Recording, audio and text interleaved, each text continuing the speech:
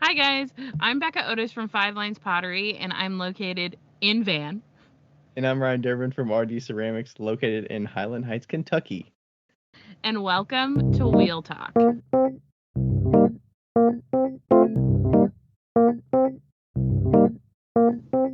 All right, we're rolling. We're live. All right, Wonderful. I am here solo today. Becca is taking the day off, and I'm chatting with Curt from Man, she Hammerly didn't want to talk Ceramics. to me. I'm gonna have to give her some crap about that. Yeah, I know, and you'll probably hear Autumn around. She's messing around down here. Um, yeah, I think this is your third time on here, but if people don't know who you are, do you want to give a quick intro, and then we'll get into what we're talking about today?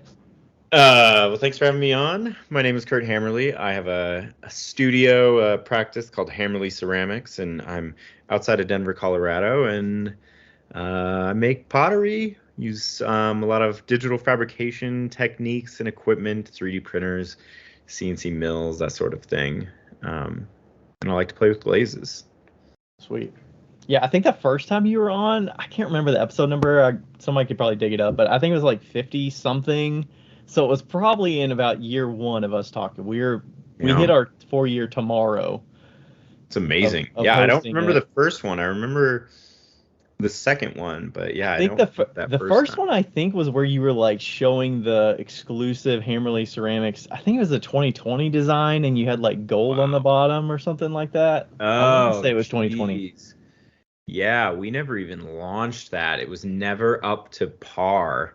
So like it was a matte black. I still have that glaze, but it was never perfect enough and it was matte, so it didn't work well with the gold luster. So we never even launched it. But yeah, that was going to be our big like anniversary glaze. That's funny. Oh, okay. So you don't use the matte black at all? Was it the matte that didn't work or the gold that didn't work? It was the gold on the mat, and then at the time I was still using really, really cheap 3D printers, and that matte black was so thin that it showed off all of the imperfections. Ooh. So I just never went forward with it. But man, the quality of my molds has gone up significantly since then. So I've been messing around with that matte black again. Sweet. Okay. So we'll see some matte black in the future at some point. Times have changed. Okay. Damn. Yeah. I mean, when you got so many glaze options, I feel like I feel like there hasn't been ones you haven't touched, but I mean, obviously there's an endless number, but I feel like you're always experimenting. So, I feel like most of the categories I've played with at least a little bit. I remember having Matt Katz out and we were having lunch and I was like, so like, is there anything really, really exciting and new that you're working on? And he was like, dude, there's nothing like that new out there. Like it's all kind of been figured out. There's like variations and permutations of everything, but there's not like no one's gonna come out with like some brand new crazy glaze that no one's ever seen before. It doesn't work that way. yeah. Is it also like material availability and things like that where people have to shift and adjust based on how expensive things are or I think that's part of it, but I think when it actually boils down to it, if you look at different ingredients like EPK versus whiting versus Custer feldspar, when you actually boil down to what is in those ingredients, it's only a small handful of chemicals. So like we're using like we use dolomite and we use talc, but dolomite has magnesium and so does talc. So it's kind of they're both magnesium adders, but they have different properties. But like there's nothing anyone's gonna come out with that's like, oh you're my not finding a God, new raw material or it's a something. brand new crazy thing that's never been seen on Earth before. I don't think I when he told me that I was like, yeah, from what I know, even I know way less than he does, but I was like, yeah, that sounds right. So that he was doing at the time when I had lunch with him, he's doing hundreds of tests of copper reds in his kiln. Hmm. Just like got every single copper red recipe you could find on the face of the planet and tested it. And I'm like, God, that's wild. That like yeah, there are endless amount of glazes, but there's just not yeah, it's not gonna be There's too nothing surprising. groundbreaking. Yeah. It'd be cool if there was. Yeah, we'll see. We'll hold out hope maybe someday. Okay, so the main reason I was asking you to join us was talking about kind of like the process of growing and also like team management because you've kind of had some shifts. I mean, we talked 3 years ago. I don't know what your team looked like then. Do you remember what it looked We, like in when 2020? when we talked last time, it was just me and Greg. Just you and Greg. It's Okay. just me and my brother working out of the studio. And then since then, very soon after that, when my wife found out she's pregnant and my son was born, we jumped up to two more people. And then when the Seth Rogen gig came along, we jumped up two more from there. And then so it was five employees and myself at the peak. And now we're back down to three. It's Three. me, Greg, and Haley now. Okay. So how long was that whole from just Greg, like a couple of years? So yeah, Maybe? when I left my full-time job at the university, I hired Greg and we were working shoulder to shoulder in my tiny basement studio, and then got into the studio that we're in now, and we were in there for probably 8 months before we hired two more people. So yeah, Greg and I worked together for a little over a year, just the two of us. Then jumped up to four total employees, worked for another year after that, and then jumped up to six, worked for a year after that, and then just last month I had to let go of three people, and we're back down to. So yeah, there's been like year-long stints where it was just me for a couple years, then me and Greg for a year, then four of us for a year, and six of us for a year, and now back down to three. Okay. So when you're going through thinking about how you want to evolve and grow and like when to bring people on, what kind of parameters or what's kind of top of mind? What are you considering? So when I brought Greg on, it was just I'd quit my job. Everything was going really well. Um, I won't get into the details of it, but Greg was involved in something that made him want to leave his job. He was teaching middle school at the time, and he came to me and he was like, "We've always talked about starting a business, and now you have this business. I don't think I can teach anymore. And could we work together?"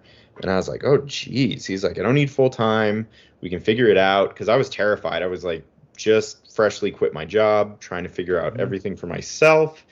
And I was like, I don't know how to Yeah. be a boss, and I don't know if I want to work with my brother and all of these things. But I decided to go for it, and it worked. It increased productivity. He was doing some things that I didn't have a lot of skills with. He does all the infrastructure work. He helped with website stuff. And then we were in the new studio, standing across the table from each other, cleaning greenware. So we're sitting there with stuff that comes out of molds, these porcelain greenware pieces, and we're cleaning them up with sponge and X-Acto knives. And he just looks at me and he's like, "This isn't worth your time anymore." And he was right. At the time, we were selling absolutely everything that we made, and I wanted more time to do development. I wanted more time to do new designs. I wanted more time to do glazes. And so me sitting there for however many hours a week just sponging off pieces of greenware was just it didn't make a lot of sense. And then Tracy came in and said she was pregnant, and it was like, "All right, well, I can't keep working these like 80, 100-hour weeks, so we might as well, or we better like find some more help." So I made the decision at that point to bring two people in, and their main purview is going to be to do casting 2 days a week and then do cleaning greenware the rest of the time. And it just was a much better system to have two people there on casting days. Casting days for us at the time, especially, were like feast or famine for work. Like, you get all the molds out on the table as fast as you possibly can, fill them, then sit around, then pour them out, then sit around, then trim the tops off and sit around. So it was just something that worked better with two people. And then when Seth came to me and wanted some production of his gloopy ashtrays, that was something that I was like, well, the numbers that they're asking for would basically meet our capacity now, and I would never get any of my own work done. So then Right. hiring two more people to come in, cast and clean greenware for the Seth pieces, so then we still had time to concurrently make my work, And it just scaled up to the point where, we were making, we made 7,000 pieces total last year. Of the That's Seth 6 pieces, is that people. what you mean? Total pieces. My work plus Seth's, wow. altogether 7,000 pieces in 2022. Wow. Okay. Yeah. Okay. So how are you thinking about, how are you balancing were you concerned about the price of like, how much am I paying them? What are they doing versus just, I need to pay somebody reasonable to get this load off of me and it's going to financially make sense? Or did you have Yeah. to think I through mean, that? I'm going to be honest. I've been very lucky that all of this, it hasn't gone perfectly, obviously, because we're in the situation now where we had to scale back. But it's gone well enough that the decisions that I made, I didn't overshoot.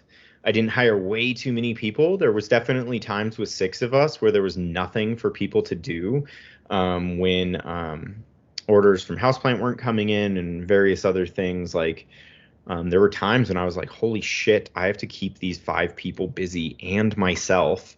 Mm-hmm. And I still glaze every single piece that, of my work that leaves the door. I guess I also glazed every single houseplant ashtray that left the door. So I glazed 7,000 pieces last year. And I knew from the start that bringing in other people was going to mean that my job would boil down to a lot of glazing. Right. Yeah, you're a big bottleneck there. And it was hard to let it go. The glazing the gloopy ashtrays was a fucking nightmare. It was outrageous how difficult it was to stay consistent, and just how tricky it was to get this gloop glaze to stick to the underglaze. Like, I glazed standing right in front of the kiln, and it had to be dip it, pour the inside, pour it out, peel this piece of tape off, and put it in the kiln before it dried, because as soon as it dries, it just starts falling off. Mm-hmm. And if I closed the door to the kiln too hard, it would start falling off. So it was nothing that I could get other people to do very effectively. And that's not inefficiently. Not saying I have any. Yeah, not saying that I have any ability to do anything that no one else does, but as hourly employees, I didn't want to put this burden on them to have to do stuff that is that kind of high risk, high reward. Yeah. Or not high risk, high reward, but just like stressful. The chance of seconds and issues would probably greatly increase. And then you're like, is this going to be acceptable, or am I just, Yep. And yeah, we went through an outrageous number of seconds on those ashtrays and I can't even say seconds. I can't go into details with but numbers. You also can't sell like that item, right? Exactly. You can't sell that at a discounted price because it's not your item to sell. So. Exactly. Yeah, so the whole thing, doing that kind of boutique manufacturing side of the business, while it was temporarily lucrative, it was so stressful, it was unimaginable. Yeah.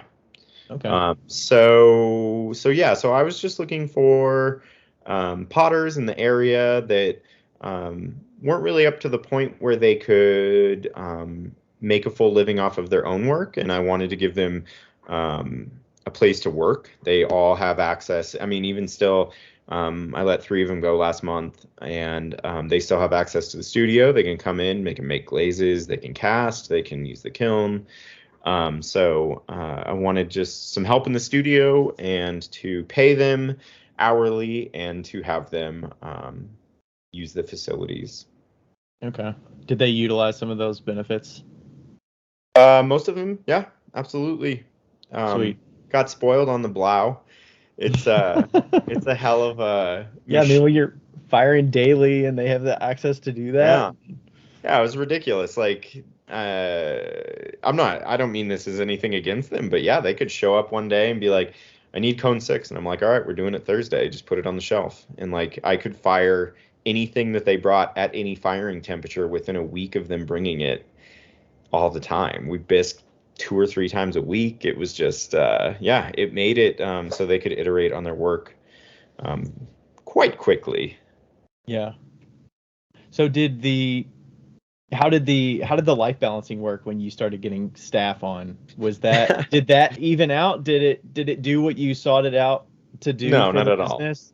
And it's not anyone else's fault but my own, but I love what I do, and it also this is really hard, and like I can't imagine a world where I failed because I didn't work hard enough. So I just work stupid hard. It's not a good thing. I'm not trying to glamorize it or anything, but yeah, I hired those two first employees after Greg with this idea that it would cut down on my workload, and I just kept working. You Mhm. know, it's weird. There's been a lot of times along the way, especially having a kid, where I feel like I miss my old job at the university because it was like I hit 40 hours for the week and I was out. Just took off, didn't even think about my job on the weekends. And yeah, with running your own business, running your own art practice, you never get to shut it off. Yeah, I feel like it's hard to just cap it and say this is where that line is. You have to set those. I feel like you have to set those boundaries for yourself and be like, this Yeah. is good enough, but I could work harder Yeah. And because I it's. just have I this feel like thing you in the have back of such my head control of is what. make hay while the sun shines is just something that is just always in my head. Like, what if no one buys stuff in 2 months and you could have made money now? And this is a hard way to make a living. Right. How do you find days that do you intentionally take days off or intentionally do things for yourself that are spontaneous or just, Yeah, is it I communication try with to get out of your the spouse? studio during the week. I um, try to take weekends off. I still end up in the studio for a couple hours on Saturdays a lot, but then I don't know, having a kid is exhausting. So being at home on the weekends isn't the most relaxing thing. I think I'm getting used to it, but he's 2.5 now, and it's yeah, not trying to complain, but damn, life is busy. Right. And then is your wife back to working the hours and things that she was doing before having the child, No, or finding a balance of something different? she's not, because she obviously does a lot more taking care of him than I do because I work so much. Um, but it kind of just it made more sense with the price of daycare and stuff like that to have her step away from her work for a little while. We're also only having one, and I was like, you wanted a kid, like you should spend as much time with our kid as you can. So she is gonna start doing some stuff soon. Um, but yeah, that's the other thing that's been tough having a kid is that when I first started and when I left my job at the university, we were in a position where if this didn't go well, her income could carry us for a while if this started failing. But now we're in a position where I have a lease, and so the rent on the studio is not something that can go away. I have employees that I need to pay, and I don't want to just have to get rid of them. So between her not working and all of the overhead, it's become something where, yeah, the idea of working less is just not, it's not something that I can really entertain most of the time. Yeah. So a lot of that dependency is on you now, whereas it might have been on Tracy before when you left. I just had a safety net before. Like, um, there was never a time where I wasn't making um, as much or where I wasn't making. What am I trying to say?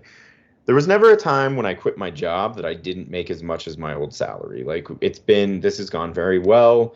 I definitely work more than I ever did at that job, but there's never been swaths of time where I haven't been able to um, make like provide.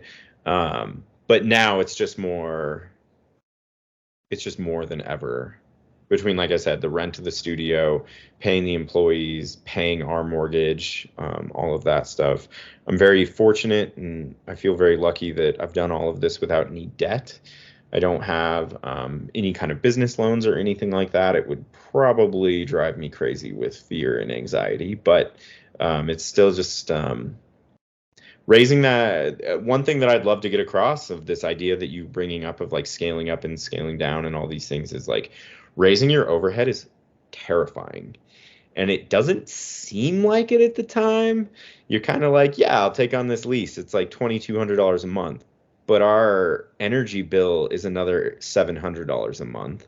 And then paying Greg is an amount per month, paying Haley is an amount per month. And it's like these things can't, I would feel terrible if I was just like, I'm sorry, I can't pay you this month. So those become necessities. And then pretty soon before you know it, you're like, oh, Jesus, we have to make like $20,000 a month every single month, or bad things happen. So it was something that I definitely have been very fearful of scaling up overhead, but in my head I was like, whatever, it's like $2,000 a month for the studio. It's not a big deal. But then like workers' comp insurance is crazy and taxes are crazy. And it's just like, there's all these little nickel and dime things that when you actually sit down in front of your QuickBooks, you're like, what the hell happened? How did I go from working in my basement and making a couple $1,000s every month and just chilling? I used to like slipcast in my basement and put my feet up on my computer desk and watch movies while I waited for the molds to cast. And now I don't sit down all day. It's insane. Like I'm just working constantly, and I'm like, how did I do this, and why did I do this? So So yeah. why do you think, what do you think drives us to want to grow and keep pursuing that? Well, there's a lot of things. There's definitely societal pressure. When you tell people that you run a business, the idea is that as long as the demand is there, you're going to grow. That's just like, that is the fundamental understanding that most humans have of a business. Like, why wouldn't you grow it? You just hire more people.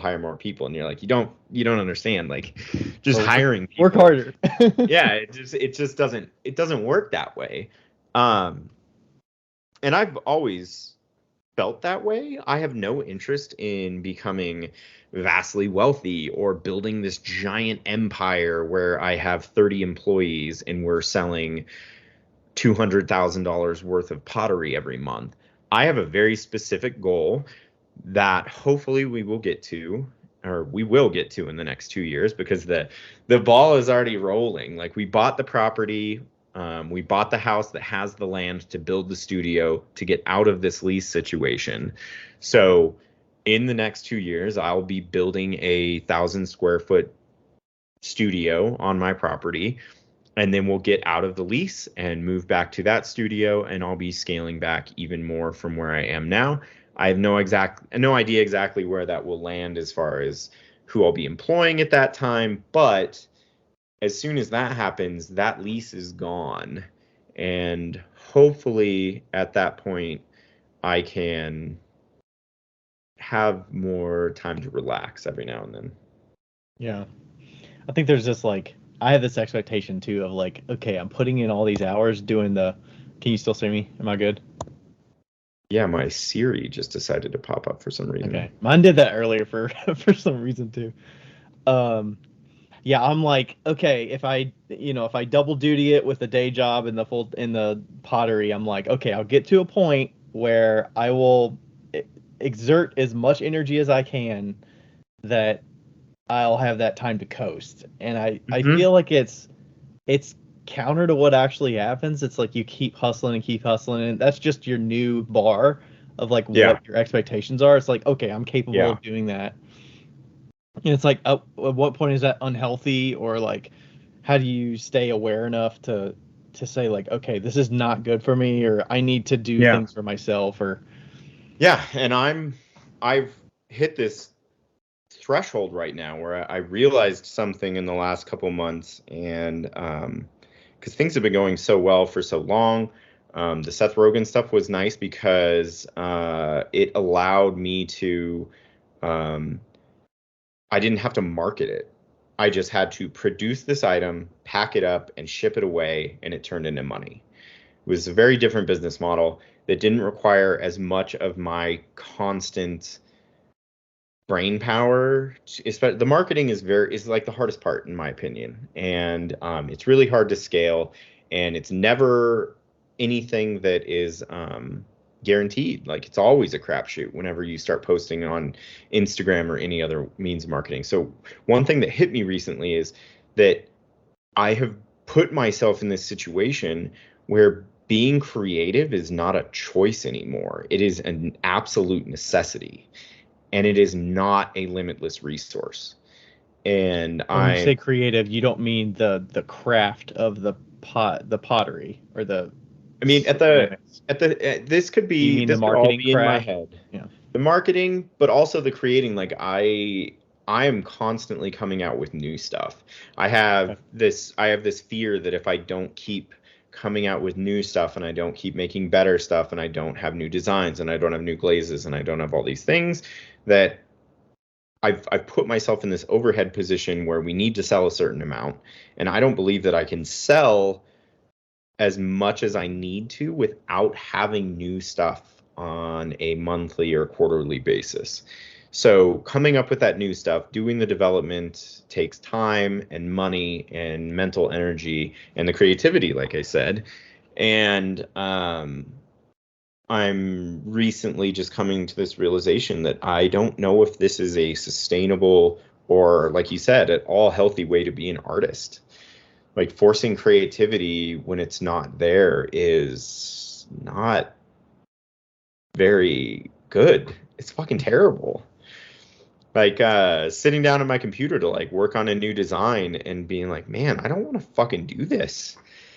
And then Yeah, having it's to like do it anyway is yeah, it's like, like you have that oh shit. $20,000 goal in mind for the month, and maybe you can see out a few months and be like, okay, I know we're good for the next month or two, Yeah. but like, Yep. how does that Oh, look? absolutely. I have safety nets. I have whatever you want to call it. I have money saved up, but having negative months is not a good feeling. Mhm. Um, so so yeah, I've turned this into I've turned this into a successful business as an artist, but I think the main thing that I want to get across here is that I don't get to take a break right now.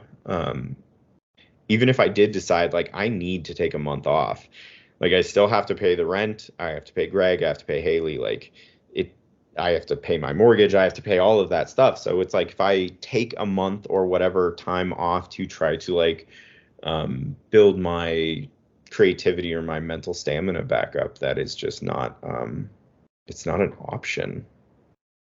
What skills do you feel like are most important when you're actually in the kind of like people manager role and like managing the business with Mm, people under you?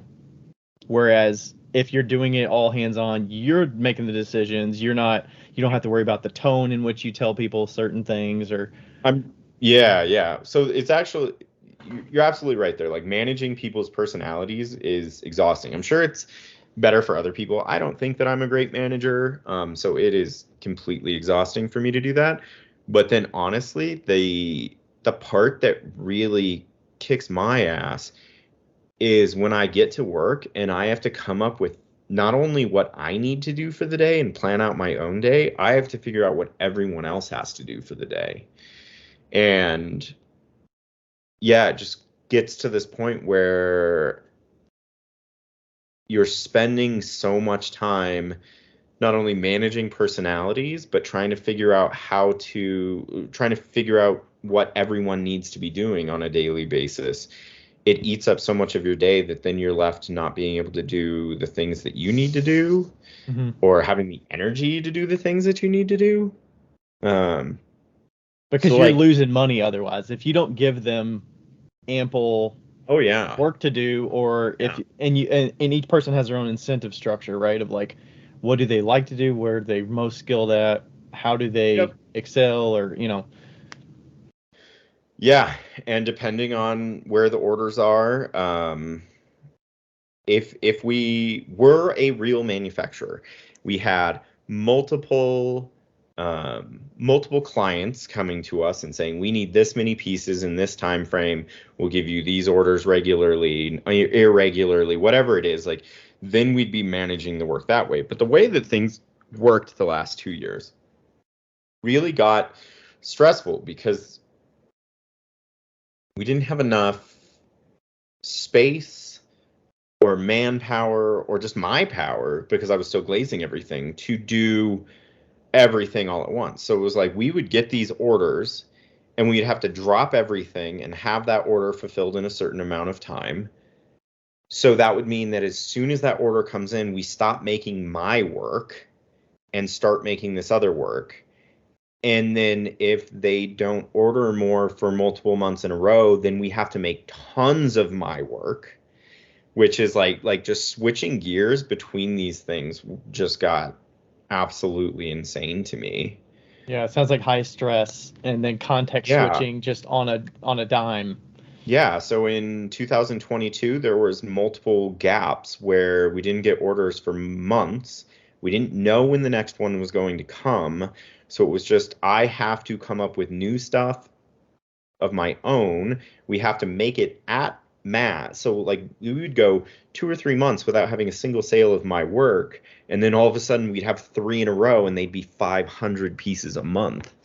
And it was just... So you all were all hands on deck when the ashtray orders came in. It wasn't just 2 people dedicated to always doing those constantly and the rest of the business could keep flowing with your work? We tried to do that. God damn it. I don't know what I could possibly get in trouble with for saying. You don't have to. Yeah. No, I'm just I really want to get this information out in a way that I'm not saying anything bad about them. It's just that with my business model and the size of my business, we had these two things. We had the wholesale orders from them and we had my work. And yeah, it was either feast or famine and just trying to fill the gaps and keep everyone busy all the time based on what projects were available, what projects were being prioritized. Deadlines. They have deadlines. You probably personally can set your deadline on the back burner, even though you don't want to do that because and it probably hurts exactly your business. That was the only way that I could run the business. The only way that I could make this work was that every time they put in an order, I had to completely deprioritize all of my own work, like put it on pause in my head, and then do all of the development and production for the next batch. And it just, it was. I could see, especially when I can't believe it fucking worked as well as it shouldn't. Yeah, when you said you had to do all the glazing yourself, you were very hands on with every single piece.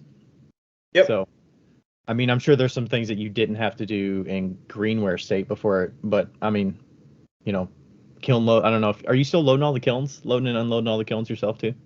No, I loaded those ones because, like I said, I glazed it right in front of the kiln and loaded it in. But yeah, I don't unload mini kilns and I don't load bisque kilns. I load glaze kilns just because I'm the one glazing it and I have special spots for different things. Even though the blow is crazy consistent, there's still a little bit of nuance of how I like to fire it. So yeah, but that's the other problem of scaling up and scaling down is this is my work. I don't want to be a factory. I just want some help around the studio.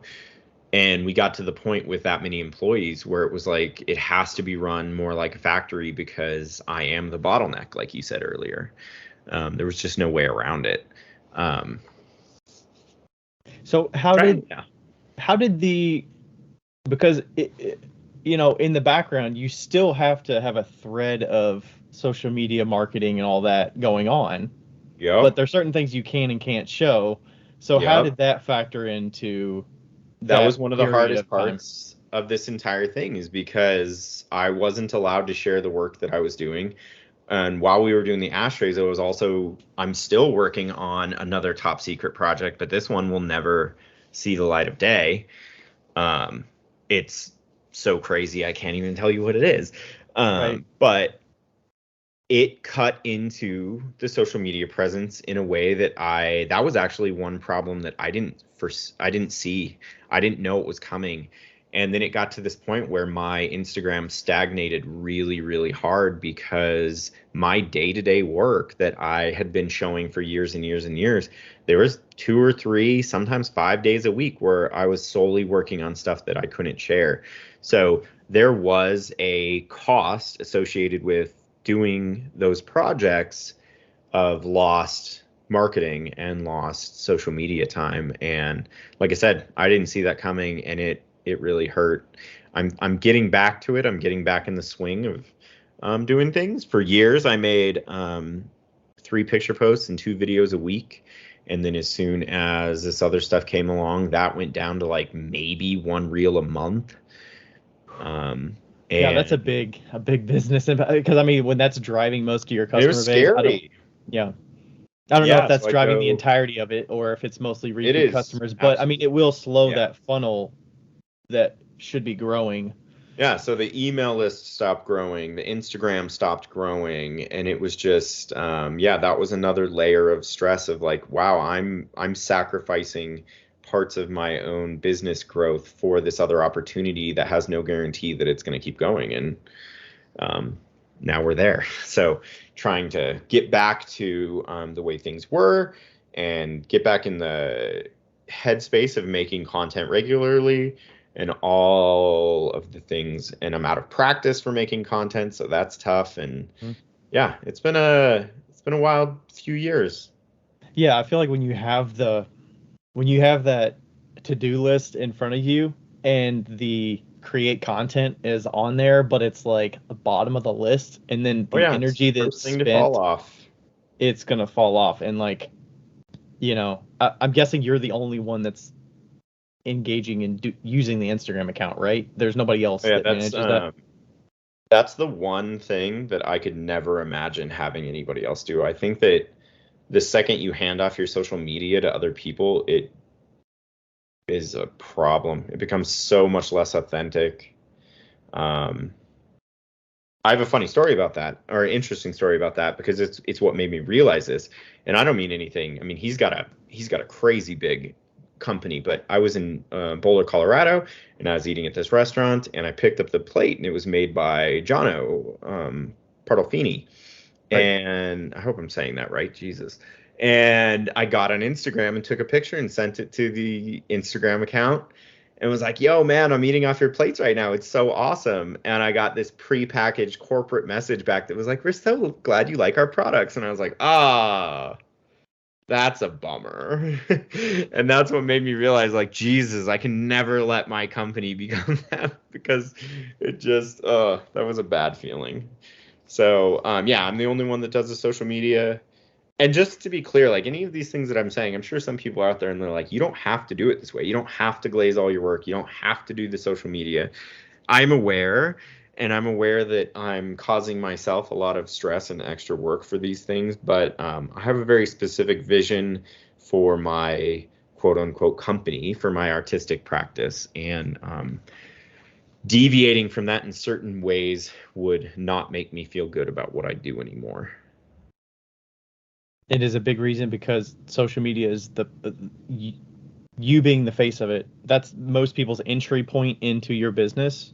Yeah. And if you feel like that is filtered through other people, it's just not going to produce that feeling they get when they get that piece in the mail. If employees of the business made pieces that we shipped out from start to finish, that would feel very weird as well, and it's not something that I want to pursue. Plenty of other people do it. It's fine. It's just not for me. Yeah. Okay. So how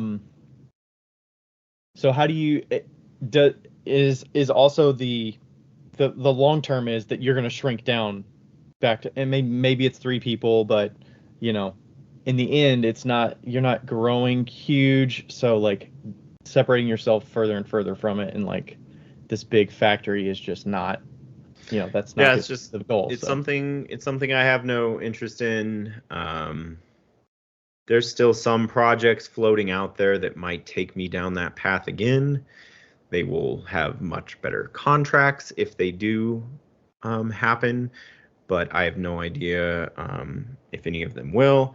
But yeah, I personally, at this point, I want to get back to a home studio detached from my house. It's gonna be a big studio, probably be about 1,000 square feet.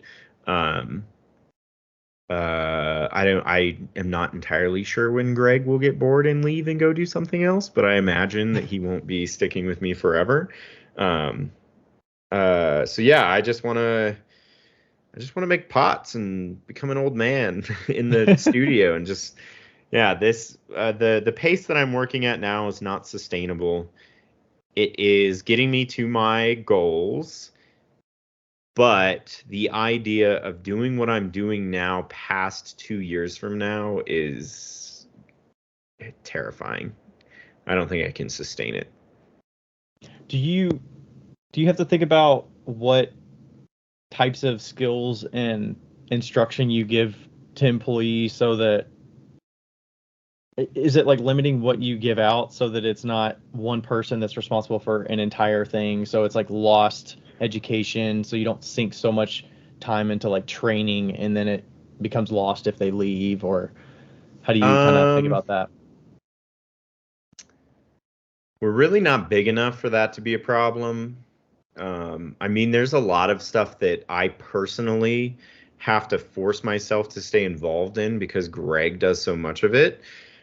Specifically like the shipping and the website. Like right now, he's completely redoing our website, and I have to stay involved just enough that like if he left, I'd still be able to manage it because he's been dealing with the back end on the website for so long, making the listings for the sales, just organizing the navigation of the website. He's been doing all these things so much that I'm not practiced with them anymore. But as far as other stuff in the studio, like whenever I make a new design and a new mold system, I'll cast it myself dozens of times first, just to make sure that I have the technique down and the most efficient way to get it done and without cracking and all the different aspects of that. So, and like I said, we're just too small for that to really be a problem. And that's one of my fears is I don't want to get to that point where losing an employee turns into a massive scramble to find someone to fill that void. Okay. It's just, ugh, sounds terrible. I never wanted this to even be a real company, and here we are. Does the so what are some of the I'm thinking of some of the other things that people have for overhead that they maybe adjust and shrink, like you make all your own glazes, so you have control of all of the materials as long as the raw materials you can get. You can Yep. make your own glazes, you control that, you're not relying on like a commercial glaze or company Yep. and their supply and demand of like, do they have the material for me to produce the product I have, or the Oh, slip yeah. you pile up on like slip and clay and stuff. So like, Yeah, we don't mess around with running out of clay. That would be a horror show. And yeah, if we get below like 1,000 pounds, I am on the phone getting more clay. yeah. So are you consciously just thinking ahead of like, okay, what must-haves do I need to control versus like, do I need to outsource? Yeah. Like, Greg's managing the website, like you could have somebody do that or somebody build it, and then it's like, but you don't really, who has the skill set to Yeah. do that? And see, this is the thing, and I think about this. We've talked about this in the studio a lot. I think about this a lot. Is there's different ways to run a business. Mine is the way that I run my business is very limited because we can't grow. Like to run a growing business, you have to hire people, give them a job, and like fully delegate that job to them. But maybe I'm a control freak. I don't know. I don't want to get to that point. I love doing all the different steps. If I was just doing one tiny sliver of it, I would be bored out of my mind. So the fact that, yeah, that I still make the glazes, I still make the designs, I make the molds, I make Greg and I split making the slip sometimes. Haley makes some glazes now, but I still make quite a few of them. Like actually mixing up the buckets of glaze. But I never want to get to the point where I'm completely out of different aspects of it. So it's just going to be small, and that's fine. Yeah. How do you think about the pricing of work? Do you change prices based on, like you got inflation happening, you got people that you have to hire based on what Yeah. their cost of living is in that area. You've So, got what people are willing to spend. Like, how do you consider so that? the way that I've done this, it's so funny. The number one question I get asked on Instagram is about pricing, and it's like, you guys don't understand. Like, I haven't had to do that in 7 years. Like, once you have a baseline to work off of, everything else kind of follows from there. You know what I mean? hmm So when people are like, I made this thing, it took this much time, I've never sold before, how much should I charge? I'm like, I have no idea. Like, even when I come up with a new item, like the orbs that I make, I have no idea what to charge for those. Um, yeah, I don't have any. Because some of the orb thing, like, did you commit to a price until you got it all figured out and got a finished product? Because a lot of that Oh has yeah, that's a one lot thing of that I do. So if trial and I show error. experimental pieces in my story, I get people that reach out and they're like, I want that. How much is it? And I'm like, I have no idea. It's not done yet. So how could I know how much it is? Um, I hate pricing just as much as everybody else does. I'm just glad that I have a baseline to work off of. The mugs, when I first started on Etsy 7 years ago, they were $45 a piece. And then over the years, we've just raised prices in usually $5 increments at a time. I have committed myself kind of yeah, I don't think I've even like told Greg specifically about this, but I mean, my plan was to try to um, roll through the inflation without raising prices. And yeah, all the prices of our materials have risen, but we've also found efficiencies along the way. So I haven't raised my prices during COVID or during any kind of inflation. I have, however, released some special edition pieces, and most recently we did some pre-orders that were a lot more work to make, so those went up for a higher price. So yeah, I have a baseline price, and then there are things that go up from there based on how much work they are, and I guess that's the best answer that I can give. Yeah, because I would guess some of the 3D modeling and the iterations you have to go through to get. I don't know if that's just a personal look and feel that you're going for, or if it's a um, quality durability thing hmm that you have to like iterate through and figure out, and that's part of the what took us, all of this work to get here. There's some of that. I try to boil that into just being like this R&D line item on the budget. So, I mean, the orbs are more expensive, even though they're not exponentially more work because they're more of like a artsy piece. Like, I feel like with functional wear, there is this threshold of what you can reasonably charge, unless you are an outlier. There are outliers, and they make incredible things that are functional and have a higher price. But I think it's harder to raise the prices on those. But some of the more artsy one-off things, the price can be a little different. Um, yeah, man, pricing is a crazy thing. Because in like the simplification of the molds or the optimizing of the molds, is part of that Oh, saving okay. So material and it, it's not even that. I would say that like What up, home skillets? So, we're interrupting this time because we couldn't interrupt it at the time of the time.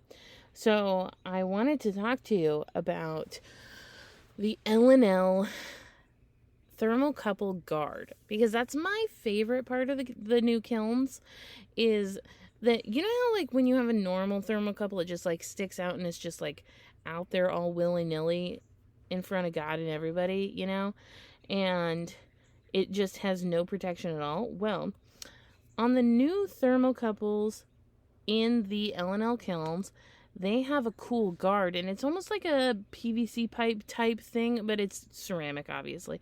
But it's kind of like a tube that surrounds the thermocouple, and what it's doing is that it's protecting it from any damage that might happen, so it'll get damaged before the thermocouple actually gets damaged. And also, what I think is really, really great is that none of the black dusty stuff that happens to quite literally every thermocouple, whether you get it from one kiln company or the other, it degrades and it starts to like kind of crumble and fall, and that guard is actually going to catch all those little black crumblies. And that, in my opinion, is the coolest thing about the new L&Ls, because I haven't seen a thermocouple guard like that in any other kiln, and I just think that that's so nice. Like, what's great about it is that, you know, you have to protect 3 thermocouples. You're not just, because there is zone control, you're not just protecting 1 thermocouple, you have to protect 3. And that just kind of takes the worry out of it all. So you can go to hotkilns.com and see what I am talking about and find all of the L&L awesomeness that you want. They have a fantastic website that has all of the things you need, and also it has a great troubleshooting area as well. I've used it many a times, even for my kiln that's not L&L. So yeah, let's get back to our regular program. Yes. Okay. So there's some optimizing there. So the orb is a 6-part mold, but every part is exactly the same. So it's 1 mother mold. I cast it 6 times in plaster. That gives me 1 full mold. But the materials to make that mold were way more expensive because it was so big. Like the 3D prints for the pieces were super expensive. The silicone was massively expensive. And then it's kind of the expense of the R&D for that item is a lot higher per piece because I'm not going to make as many of them, if that makes sense. So like if it cost me $150 for materials to make a mug mold, but then I sell 1,000 of those mugs, then what? That's 15 cents for the R&D per mug. But then if the orb is $200 for the materials and we only sell 50 of them over the lifetime, then the cost is way more. Honestly, I don't think about this.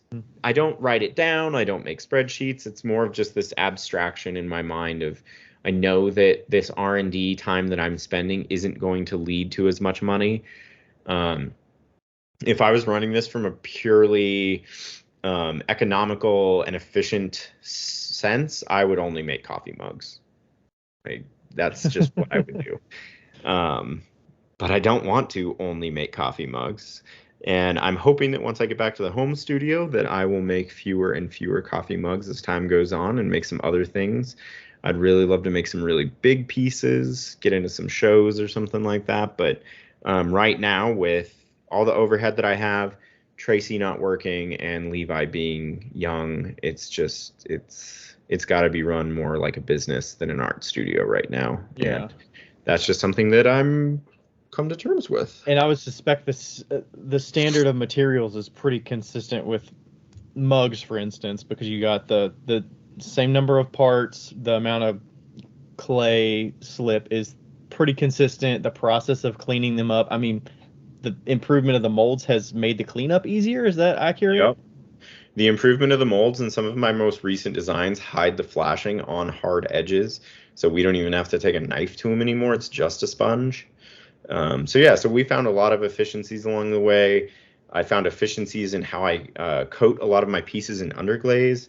I don't know how, I've been interested to know how you've been doing it, but I have this double spinning banding wheel system inside of my spray booth, and I can spray 100 pieces in an hour.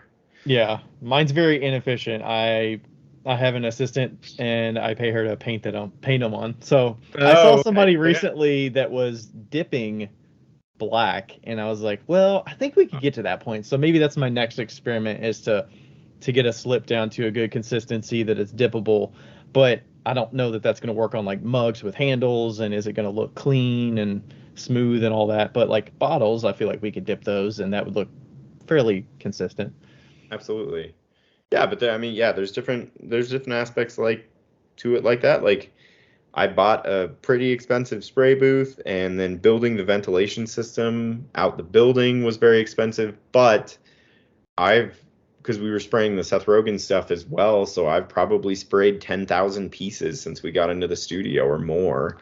Mm-hmm. So it has been well worth the expense broken down over that number of pieces. That's kind of how I look at it, is how many pieces is this investment going to work? Like, we fired so much work through that blow that it has paid for itself so many times over. It's ridiculous. Right. How did the bringing back old designs come about? Because I think you kind of shelved some things and then you Yeah, brought like, back like the bowls or a mug shape. yeah. Um, you know, it's a funny thing. I just get bored of stuff sometimes. So like I'm just like I don't want to make this anymore. Like the brain coral texture from last year, I'm like I'm just not inspired by it anymore. It's not very interesting. That one in particular is going to come back for the holiday season. I have one glaze combo, the fire coral one from earlier this or late last year. Anyway, on the medium mug, the tall mug, the small planter, the large planter, this one glaze combo is going to be on all 4 brain coral designs, and it'll come back just temporarily for a launch during the holidays. It's actually kind of exciting to get to the point where I have all these designs. Like I have all these mother molds on these shelves, and if I do get inspired with a new glaze that I'm working on or an old glaze that I just miss, um, we can very quickly, because of the systems that we have in place with the mother molds and other things, is I can dive back into an old thing in an efficient way. But yeah, like I just get bored of stuff and I'm like, I don't want to make this anymore, so we're not going to make this anymore. See, I would think your form, like the bowl, you were just like, okay, we're just gonna shelve the shallow bowl and Yep. like we're done with that mold. But then you're like, you brought it back for. I was like, okay, maybe it's because he's trying to, get some more forms and assortment that's not just the mugs. So Okay, he gets so some it more was partly forms. that, but then the other thing is with the volume of my work plus the work from Seth, we were running out of kiln firings. Like we were firing every single day and still not getting everything done. And bowls take up especially those wide bowls. I can only put 4 on a shelf, but I can put Wow. 20 mugs. So I retired the bowls and the plates because we didn't have enough kiln firings to get them like Ah, firing wide bowls and plates is the most inefficient kiln space imaginable right. Because for the cost. Like the dollar value, yeah, of what can fit in that exactly. foot. So the shelf stilts for bowls are a little bit shorter than mugs, but I can either put $2,000 worth of mugs on a single shelf height, or I can put $200 worth of bowls. It's a Mhm. pretty stark difference. So bowls are great. Bowls and plates are great because you can have a kiln that has way less pieces, so it's way faster. It feels a lot better. I don't have to glaze a whole day to load a kiln if I Right. have half bowls because it fills the kiln so quickly. But in that situation where we were firing every single day and still falling behind on certain firings, whether it be oxidation cone 10, reduction cone 10, or cone 6. We were having it was interesting to juggle all the different kiln firings, make enough stuff for some that were light, and then get multiple firings for stuff that was heavy. So yeah, the bowls and the plates kind of went to the wayside for a little while just because it was not prudent as a business decision. Right. So with that, it seems like that's a good formula for meeting that demand is to make more pieces of that fit. I mean, part of it's like I don't know how much cleanup you have on that mug versus the bowl, or if it's just like the formula Like for I said, if we were going just after money, it would be all mugs all the time because bowls are just as much work as a mug and they do not sell for as much. And they take up way more kiln space. So it's just but like I didn't enjoy I don't want to make decisions for my art based on the economics of it. I want to make whatever I'm inspired to make.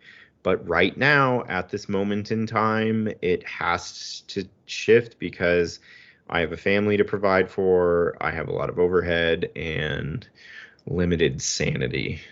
how did the pre-orders fit into that formula? Because I want to say back in the day you used to do more I want to say one-off, but you used to do a more selective number of glazes, and they would all be one-offs, or maybe you'd have a Oh, couple of the same, and so you have more of a pre-order built in now. we started 3 years ago, about 3.5 years ago, doing pre-orders because there were these large swaths of time, like 95% of the month, there was nothing on the website. And it's one thing to have followers that want to buy stuff. They can play the game. They can mark their calendar at what time they need to get on to buy stuff. But when you're talking about boyfriends, girlfriends, husbands, aunts, uncles, and someone in their life told them, hey, I want one of these guys' mugs, they'd send me messages and be like, I'm not fucking waiting for this. Give me a mug. And I'm like, it doesn't really work that way. And they're not acclimated to how this works online. And they would just get pissed and then leave angry. And it's like, that's money that we're just leaving on the table and we're pissing someone off. So we started doing the pre-orders as just a way to have work on the website at all times. And with the side benefit of as the launches got larger and larger, it just became so exhausting. Like doing a launch of 400 pieces every month means that I have to do a picture day of 1,600 pieces. We have to do multiple full days of packing up orders, and it's just not spread out. It was just this huge batch process. So, for example, last year felt really good as far as diversification. We had a third of our revenue was with the ashtrays, a third of revenue was from numbered launches, and a third of the revenue was from pre-orders and signature collection, which is basically pre-orders, but they're just on the website all year round. And that just felt good because it let me have smaller launches of the really one-off high variety of glazes. It was also just insane to have 400 pieces. I mean, we're running into this right now. It's insane to have 400 pieces and not making more than 2 of any glaze combo. Right. And design. So I'm just is that because you decide like which colors you're interested in? Because you're always testing different colors and stuff. No. Yes. So every sale, Greg pulls the data from the previous sale. So we have a PDF, 2 PDFs from every sale we've had in the last 2 years, where one shows the number of views on items in the 2 or 3 days leading up to it, the preview we call it. He pulls the Google Analytics data to show us which items were the most popular in the preview. Then when the sale happens, or the launch, or whatever you want to call it, he pulls the first 50 items to sell. We take those 2 PDFs. They're made in a way where the 50 first items is just a picture of each item that sold the first 50 in order. So we can look at this PDF and see all 50 pieces that sold in order. And then the one with the Google Analytics data, it scales the size of the image based on how many views it got. So we can see what are the most popular items. So we kind of use that analytics to cascade from month to month, where I know that the stuff that was popular in the preview and sold first, both of those conditions are met. There's a fair level of certainty that if I make more of that, it will also sell quickly. And then every single launch that we do has some number of brand new stuff, things that has never been launched before. There are some things that, man, I'm giving away a lot of the behind the scenes secrets. This is hilarious. There's this. I hope a lot of customers don't listen to this, because this is definitely. But I think that's a good way to use data to influence decisions. Yeah, it's a business. We have to use the data that's at our disposal to make it so I don't go completely insane. So there are a certain number of items that we knew were popular in the previous launch, so we bring those back. There's a certain number of items that are new experiments that are in the launch, and there's a certain number of items that I make almost every single launch, or a couple big batches a couple times a year, depending on the production method and stuff like that. So, but to have the most variety possible, I definitely try to stick to this idea of like there's only 2 of the dragon's blood in the cube texture on the 16-ounce mug. And yes, I do the dragon's blood on other items as well, but like the way that it plays out is we do have like 25 different glaze combos per month. And I don't know why my brain can handle that, but I mean, you do tons of glazes as well. Yeah, I do kind of. I will use the data from shows. That's where I get most of that information, because every time I do a checkout, I do it by form, and then I have a color per form so that I can look at quantity wise how many items of this form sold, and then I use the color. That's more just to restock, as well as just in my head if somebody asks or a wholesaler asks like which ones are most popular, I can tell them pretty easily. Yep. How do you did you say in there how you decide what the pre-order will be coming up? Is that just the most popular? That's chaos. No, that's just like me looking at new stuff. This most recent one, Cookie Monster, came up with this whole new motif of the underglaze with a translucent, like kind of faux celadon oxidation, mason stained translucent on top. We did that in a bunch of different colors. I got a bunch of data that said that the Cookie Monster one was the most popular with the light blue and the dark blue, and decided to go for that. It was actually between that one and the one that we have up now in the pre-orders for the new mug that we call Summer Melon. I knew that I was going to use one of those two glaze combos for the newest pre-order, and I just waited for the launch of the sale to determine which one was more popular. So it is kind of data driven, because I'm always putting those items in a launch or two or multiple before they become the pre-order, but it's still just a crapshoot. We have some that are insanely popular. The Dragon's Blood one blew it out of the water. I didn't even have to have a sale that month because we sold so many of those. But then the Cookie Monster one that I thought was going to be super popular, it was decent, but it was nothing crazy. Okay. So yeah, the pre-orders are a little more chaotic. The signature collection is stuff that I know is popular, like my medium-sized 16-ounce cube texture mug with my jade matte glaze on it is the single most popular item that we sell. I'm so surprised, because that's one of my least favorite of your colors. But isn't that funny? That's so interesting. Just so funny how that works. My medium-sized smooth mug with the magenta fire glaze combo on it is probably the second most popular item that we sell. Yeah. And it's just a smooth mug. It doesn't have, I mean, it has my glaze kind of interest on it, but it, it's just not, it's interesting. This is kind of anecdotal, but kind of interesting as well, is we have the Tracy's picks. Every month she comes in and she picks her favorite, and they go up at a premium. When I first started doing that program, it was called Potter's Picks, and it was my picks, and no one cared. No one liked the ones that I liked, because I always liked them because they came out technically perfect, or they came out, it was something that I had in my head, and when it came out looking just like I imagined it, I was like so happy with that. And then Tracy swoops in and she's like, no, these are the best. And I was like, well, 3 of those I wasn't even going to sell because they're so shitty. And she's like, no, these are the best. And they're the ones that sell first. She has her finger on the pulse of my following in a way that's just unbelievable. And does she know about the data of all the other popular images and all that? She comes in on photo day. We put all the stuff out on the table for her, and she meticulously goes through and just picks the ones that like speak to her. And it's great, and it works. And we've been doing that for like 4 years now. Wow. But so are you taking all the photos? Yeah. I have so Haley helps. She's amazing. She sets everything up, puts the stickers on, wipes the bottoms, all of that kind of stuff. I don't know where it is now, but I think I have about 57,000 pictures. Oh my gosh. In my Lightroom catalog from every picture I've ever taken of my work. Wow.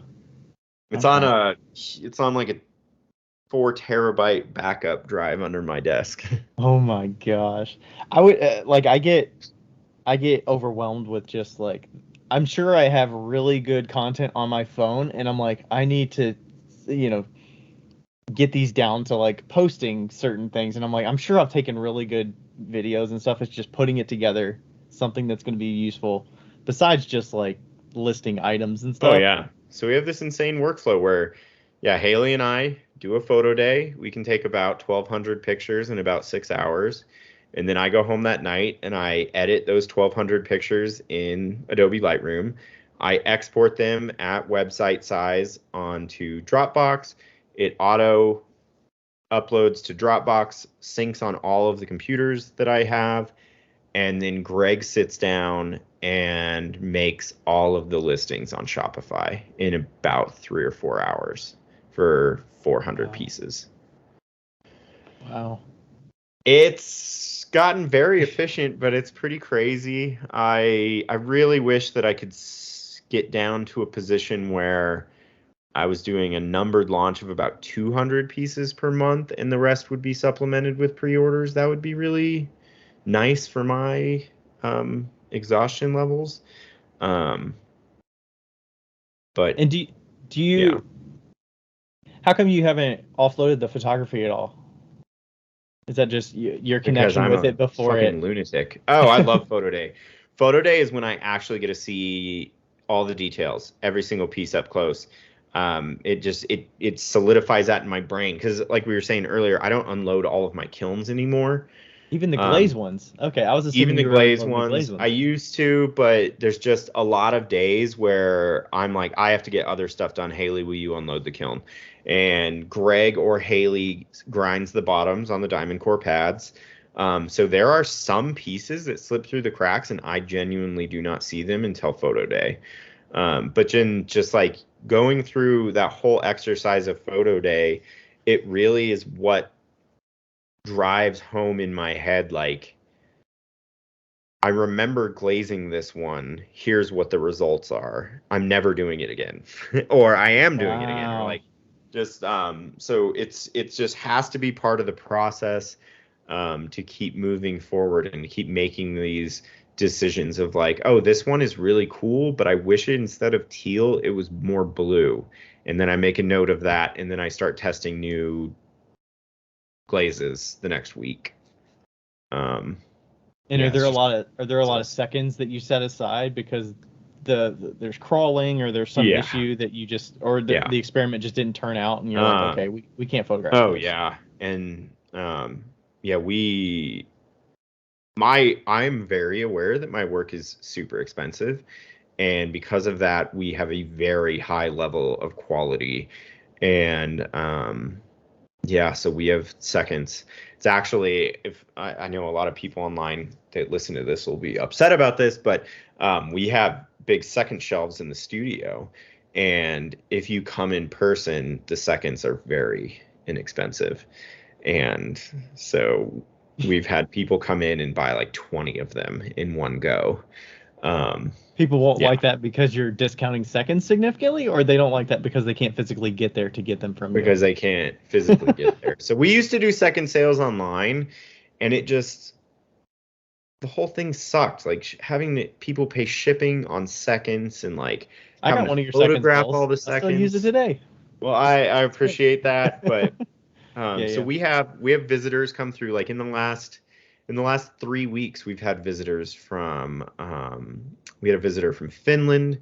We had a family from Israel. We have people come and visit Colorado all the time for vacation, and Mhm. a lot of them come by the studio. And then once a year in the spring, usually after Christmas, when I've messed up hundreds of pieces, we do, like I said, okay, so we used to do a online second sale. We'd have to take all the pictures, edit all the pictures, make all the listings, ship everything. And then 2 years ago, we did one in person, and we had four or 500 pieces out on the table. And when we opened up the second sale, we opened the front door of the studio. There was about 80 people outside, and we sold like 400 of those 500 pieces in an hour and a half. And Yeah, it just like it that was seems insane. And it was like, okay, I'm not doing why spend all of that I'm not doing a energy. whole day of pictures, a whole day of editing, 2 whole days of packaging. I'm just not doing it anymore. Plus, like as clear as you can take pictures of seconds to show what the flaw is, some people would still get it in the mail and be like, this is unacceptable. And I'm like, it's a second. So when people come in person, they can look it over, they can decide with the full amount of information what they want. So I'm sorry to anyone out there that upsets, but it But then, works so but much better. how do people reach out to you to visit? How does that happen? Mostly through Instagram or email. Okay. Yeah, so someone will message me and say, hey, I'm going to be in Denver from Wednesday to Saturday. Is there a good time for me to stop by? And I say, hey, Thursday or Friday morning before 11 a.m. would be great. And they say, cool, I'll come Thursday at 9. And then I just pop it on my calendar. And then most people don't stay too long. Every now and then I'm like, hey, I got to get back to work. But Right. for the most part, it works well. Give them a tour, show them how we do everything, talk to them for a while, and then tell them about the second shelf, and they'll pour over that for a little while. Yeah. If you do want to visit, there is no expectation to buy absolutely anything. We love to have visitors. I love to show people the place. But yeah, that is an Yeah, opportunity. it's a space to be proud of, because it's like only 4 to 5 people enjoy it on a regular basis, and like there's so much value that they've probably gotten from you. Oh, and it's great to see through people look at your social. work in person. Because I don't do shows like you do. It's weird to just not have anyone, like, people don't see my work until they open it and pull it out of a box, and I'm not there to see that. So there's a Right. certain level of excitement when people like go over to the second shelf and find something they really really like, and they're like, are you sure this is this cheap? And I'm like, yeah, it's got that spot. And they're like, what spot? And I'm like, it's a they're like, you're crazy. I'm like, it's fine, just give me. I'm like, you're fine. Yeah. Okay, now I definitely need to hit up your studio. I've still never seen your studio, but I'll definitely hit that up when I'm in Denver sometime. Oh yeah, man, love to have you. Awesome. All right. Speaking of getting back to work, we'll get you back to work here. Appreciate your time.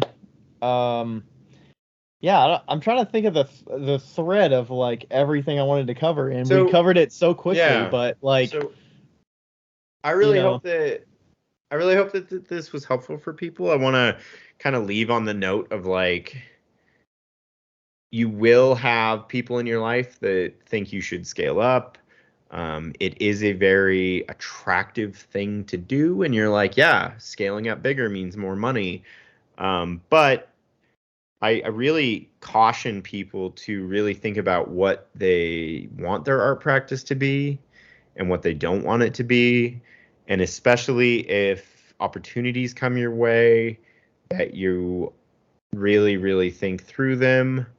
Um, I'm not going to speak ill of anyone, but yeah, certain opportunities have not been as awesome as I expected. A lot of that is due to my own naivety.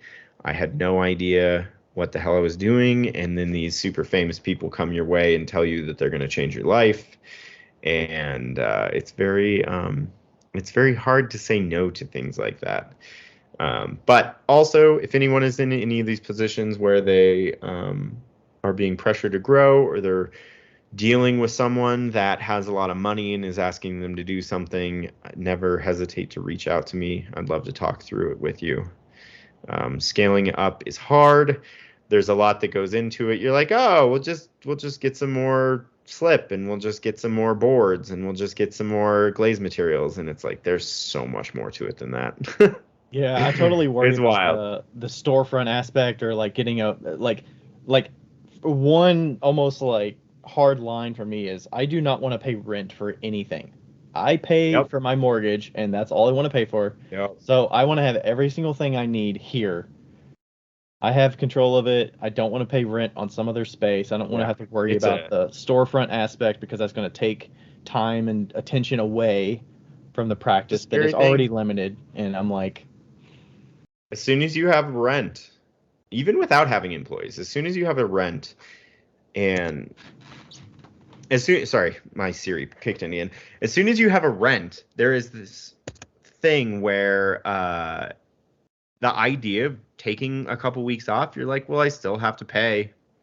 Doesn't go away. Don't get to take a vacation from paying my rent. yeah, So it's just this thing that, yeah, overhead is terrifying. and I caution anyone out there to just be absolutely sure they know what they're getting into before they sign some papers. Even like there's a looming like big, wholesale order, a big mug order. I wanted to do this brewery mug order, and I'm like, what kind of work is going to be involved in doing that? What's it going to take away from the other things that I have planned already? Yeah. I get it. It's this like really nice goal that I would love to be able to do, to say I accomplished it and I did it, and like here's the numbers I'm looking at if it were to pan out. But there's unknowns, and like, what am I getting myself into? And man, that what you said right there is just it's so big of just like, I love to be able to say that I've done some of the things that I've done. It gives me a fair bit of pride to say that I made all these ashtrays. I worked with this company. I wish I could tell you about the other project that I'm doing, because it's way more insane. But I'm like, yeah, I'll do it just to say that I did and just to know that I can. But yeah, especially for longer term things, it just. And there's no roadmap. There's no person that's telling you this is what we're going to do and this is how we're going to accomplish it. It's like you're setting your own expectations. And also in a lot of the things that I've done in the last 2 years, I don't even know who I could possibly reach out to for advice or guidance. Like, there's so few people doing some of these things that it's such a weird niche. Like, you could reach out to these giant manufacturers, but they're playing a different game. And then social media has just changed things in such a crazy way that like there haven't been people doing things quite the way that we are before 5 years ago or 8 years ago or whatever. So it's just it's hard to find anyone that can give solid guidance in a lot of these situations. And then I'm sure it's very contextual based on where you live and what resources you have, like, supplies. I'm sure you have a supplier close by that you can get materials from, that you don't have to. It's not a necessity that you have to drive 4 hours there and 4 hours back to get a certain supply, or something like that where. Yeah, so all of that goes into play, and it's just that's not the part that I enjoy. It was a challenge, and some of it was enjoyable at the time. But like I said, I just want to hang out, make pottery, and not worry so much about everything all the time. Back to basics. Back to basics. Yeah, having deadlines was an interesting thing. This is the last thing I'll say. Having deadlines was an interesting thing because I've always had self-imposed deadlines. Like, if I'm doing development on a new mold system or a new glaze, if it doesn't work in the time frame I have in my head, I just push it back. Who cares? Mm-hmm. But when you're working with another company and they're like, here's an order, you have 60 days, and then 3 weeks in, you run into a technical problem that you have to solve, it's like, oh shit. Like, I am so amazed that we never missed a single deadline, because we ran into insane problems where on every single, a lot of this was my fault, but every single time we changed the color of the ashtrays, everything went crazy. Like, mason stains are supposed to be fairly non-reactive in glazes. Total bullshit. Every single one of them reacts differently. They have different water absorbing capacities. They have different densities. They just are different in the melt. They're different in everything. So like, there was times where I threw 100 of those ashtrays in a kiln and woke up, came in the next day, and every single one of those little globs fell off onto my shelves on 100 pieces. It was unimaginable. And it was like, well, this is all due in 4 weeks. I'm sure you coming to the realization that you need to bisque fire some of your things on, your glazes on first, or your, the materials on, so that it's nice and stable, so it absorbs the right amount, is like, some of that you can't, like, I don't see anybody bisquing glazes on to glaze again. Like, I don't know that I've seen that as much as like you sharing that. And I'm like, because when I first did it, it was like, well, this makes all the sense in the world. Why would I not do this? Right. And then I get messages and they're like, you can do that? And I'm like, yeah, just try it. Just freaking try. Whatever. Or just like or just dipping the bisqueware in water first, and like, okay, you're changing the absorption in that area so it doesn't absorb as much, and then you dip the whole thing. I'm like, that makes sense. Yeah, right? Normally we See? don't want Just makes that, but sense. it's like, okay, that's possible. Oh, You could do hilarious. like, Yeah, so we had a bunch of those kind of crazy. Luckily, Greg is really good at stuff like that too. So we have insane conversations about like, okay, let's break this down. I mean, and he's great because he doesn't have the knowledge of pottery. So he comes at every problem of just like, okay, from a physics and chemistry standpoint, how do we fix this? And it's wonderful because we can step outside. I mean, and I don't have hardly any classical education in pottery, so I don't have this framework that I try to stay within. It's just like, no, we have to make this work. How the hell do we do it? yeah.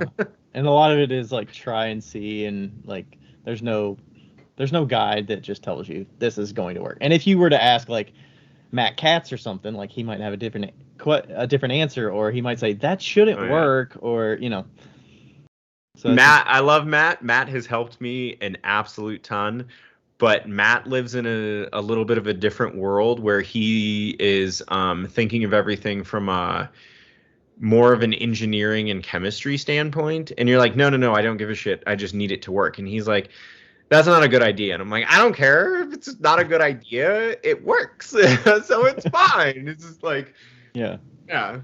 He's great. He's helped me so much. He's awesome.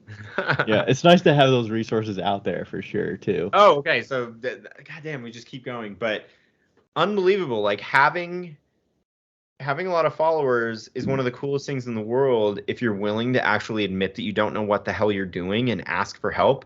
I have fabricators that have helped me with 3D printing and CNCing, and I've had college professors help me with glaze problems and clay problems and mold making problems. And like, as long as you're like a little bit humble and also willing to share other knowledge, people are way more willing to share knowledge with you if you're free with your knowledge.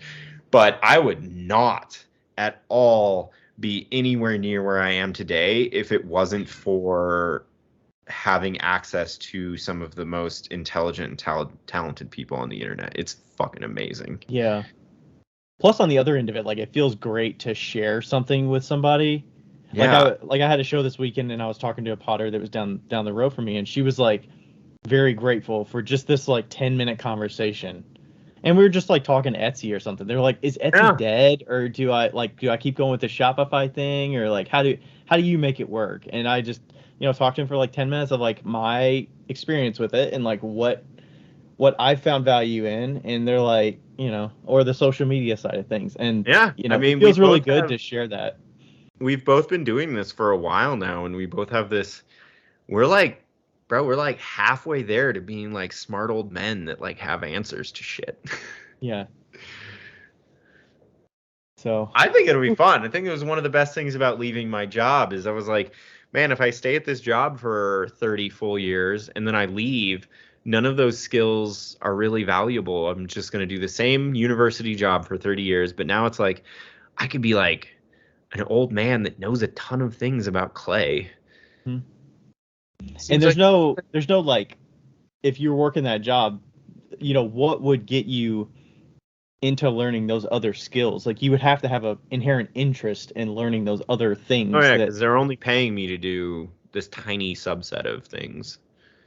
Yeah, you kind of do that out of necessity of like, I have to figure this out because nobody else is going to teach me. Yeah.